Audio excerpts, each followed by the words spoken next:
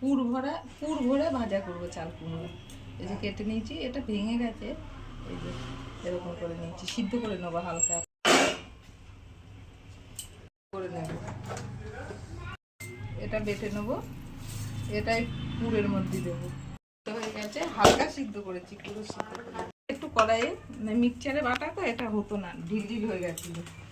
শক্ত হওয়ার জন্য পুরটা একটু কড়াইয়ে তেলে নিয়েছি, লবণ হলুদ দিয়ে। তেল দিলাম, কর্নফ্লাওয়ার এর মধ্যে ভরে নেবো। মাখিয়ে নিচ্ছি কর্নফ্লাওয়ার আর বেসন, এই বেসন না, কর্নফ্লাওয়ার আর সুজি দেওয়া আছে আমার। এটা আবার ভেজে নেবো, এর মধ্যে দিয়েছি, গরম তো দেখাতে পারিনি, পরেরটা দেখাচ্ছি। ঠিক আছে, ভরা চাল কুমড়ো ভাজা দিয়েছি, তার জন্য আমি কর্নফ্লাওয়ার আর সুজি দিয়েছি। এই যে পুর ভরা চাল কুমড়ো ভাজা হয়ে গেছে, আবার যে যখন খাবে তখন তাকে ভেজে দেবেন। ভিডিওটা ভালো লাগলে অবশ্যই লাইক কমেন্ট করবেন আর চ্যানেলটাকে সাবস্ক্রাইব করবেন। ধন্যবাদ।